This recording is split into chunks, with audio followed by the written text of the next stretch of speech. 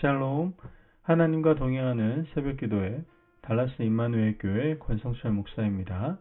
오늘도 하나님과 동행하며 풍성함을 누리시는 저와 여러분이 되시길 주님의 이름으로 축복합니다. 오늘 말씀은 히브리서 9장 1절에서 28절까지의 말씀입니다.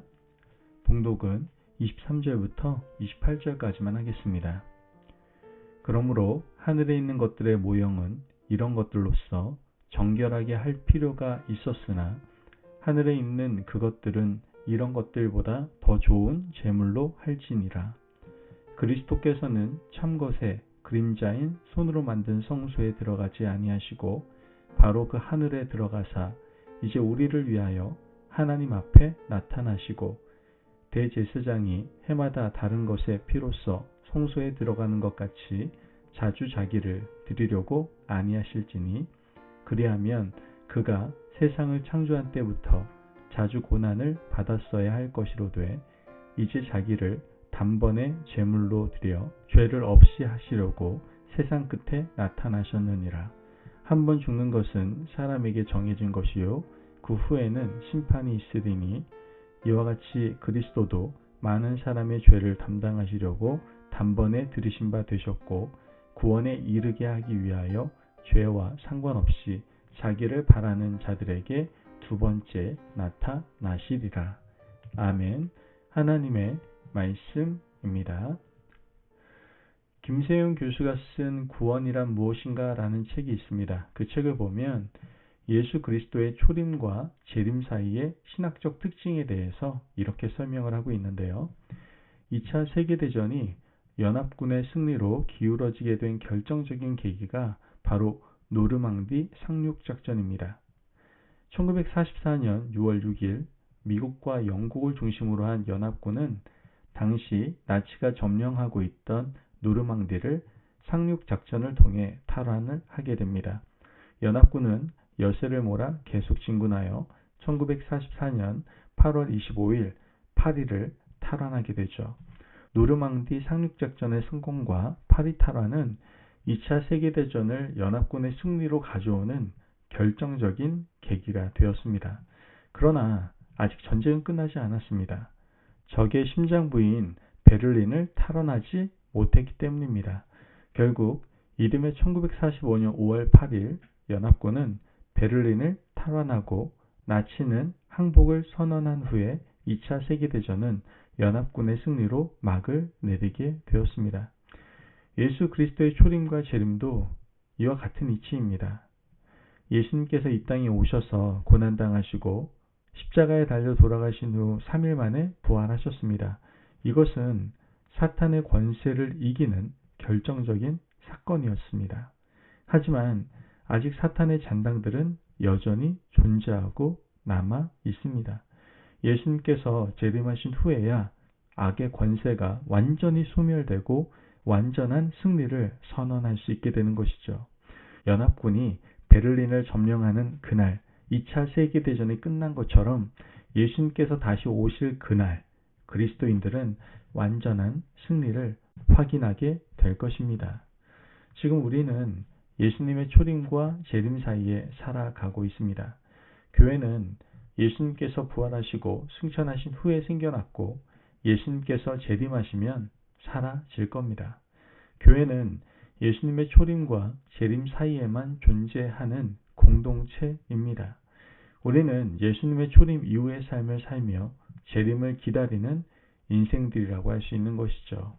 그렇다면 어떻게 살아야 되겠습니까? 히브리서 기자는 예수님의 초림과 재림 사이를 살아가고 있는 성도들과 교회는 이렇게 살아야 한다라고 말하고 있습니다. 본문 27절 말씀을 보면 한 번 죽는 것은 사람에게 정해진 것이요 그 후에는 심판이 있으리니. 히브리서 기자는 우리가 알고 있는 또한 매일 되새겨야 할 진리를 이렇게 설명하고 있는 겁니다.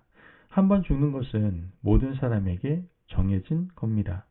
그 후에 심판이 있는 것도 예수님께서 항상 하신 말씀이죠. 하나님께서 흙으로 사람의 형상을 만드시고 그 코에 생기를 불어 넣어주셔서 사람은 살아 움직이는 생명이 되었습니다. 이것이 사람의 창조입니다. 사람의 창조는 흙과 생기의 결합인 것이죠. 그러나 죽음은 분리입니다. 하나님께서 불어 넣어주신 생기는 하늘로 올라가고 하나님께서 사용하셨던 원래 재료인 흙은 땅으로 내려가는 것이 사람의 죽음입니다. 그런데 미련한 인생은 우리 육체가 영원히 살 것처럼 생각을 한다라는 것이죠. 한 번 죽는 것은 정해진 것이다 라는 말씀은 우리 육체가 반드시 소멸하게 되어 있다라는 뜻인 겁니다. 육체는 소멸하고 하나님의 심판대 앞에 서는 것은 우리의 영혼입니다. 그러므로 지혜로운 인생은 하나님의 심판대 앞에 서게 될 영혼을 준비해야 하는 겁니다. 시험날이 다가오는 수험생이 신나게 놀다가 시험을 맞이하면 분명히 시험 망치겠죠. 그보다 어리석은 사람은 없을 겁니다. 하지만 우리도 어리석은 수험생처럼 심판날이 있을 것을 알지만 영혼을 돌보지 않고 살아간다라는 것이죠. 정말 지혜로운 사람은 영혼을 돌보며 재림을 기다려야 합니다. 그렇다면 재림을 기다리는 하나님의 자녀는 어떤 마음을 가지고 살아가야 할까요? 첫째는 죄짓지 않고 살아야 됩니다. 하나님의 심판대 앞에 우리 영혼이 서게 될 때 거룩하지 않은 영혼들, 죄로 얼룩진 영혼을 하나님은 용납하지 않습니다. 죄짓지 않고 성결하게 살아서 착하고 충성된 종이라 칭찬받을 정도로 우리는 살아가야 한다는 것이죠. 둘째는 서로 사랑하며 살아야 한다는 겁니다. 종말의 때를 사는 사람들은 열심을 다해서 사랑해야 합니다. 오늘 하루 건강하게 지낼 수 있을지 불투명한 세상에서 서로 반목하고 미워하는 것은 너무나도 부질없는 짓입니다. 서로 사랑을 전하고 표현하며 살아도 부족한 시간이기 때문에 재림을 준비하는 하나님의 자녀들은 항상 사랑하며 살아가야 하는 것이죠. 사랑을 떠나 미움 가운데 거하다가 하나님의 부르심을 받고 심판대 앞에 서게 된다면 그때 후에는 말로 다 할 수 없을 겁니다. 재림을 준비하는 하나님의 백성들은 가족과 이웃을 사랑하고 교회 성도들을 사랑하며 부질없는 것 때문에 서로 미워하지 마시고 하나님의 은총을 사모하는 믿음의 백성이 되어야 할 줄로 믿습니다.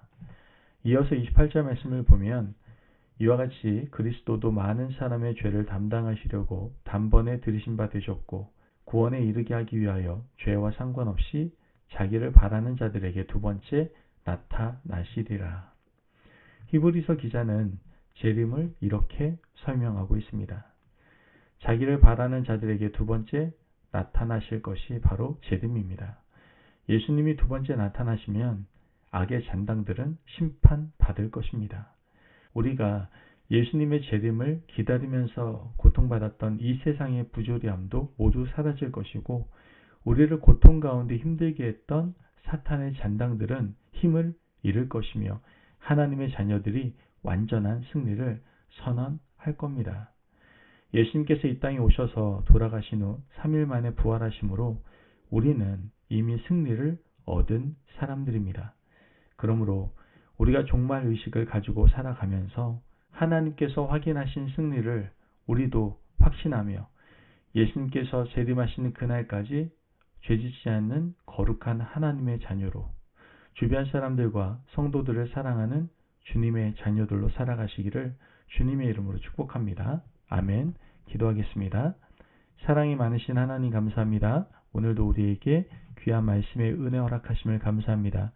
하나님, 우리가 예수님의 초림과 재림 사이에 살아가는 자로서 오직 믿음으로 살아갈 수 있도록 인도하여 주옵소서. 이를 위하여 죄짓지 않고 서로 열심을 다해서 사랑하며 살아갈 수 있는 주의 자녀들 될 수 있도록 축복하여 주옵소서. 감사하며 예수님의 이름으로 기도합니다. 아멘. 오늘도 하나님과 동행하며 풍성함을 누리시는 저와 여러분이 되시길 주님의 이름으로 축복합니다. 여러분, 주님의 재림을 기다리며 사랑과 거룩으로 열심을 다해서 오늘 하루도 살아가시기를 바랍니다. 말씀 안에서 승리하십시오.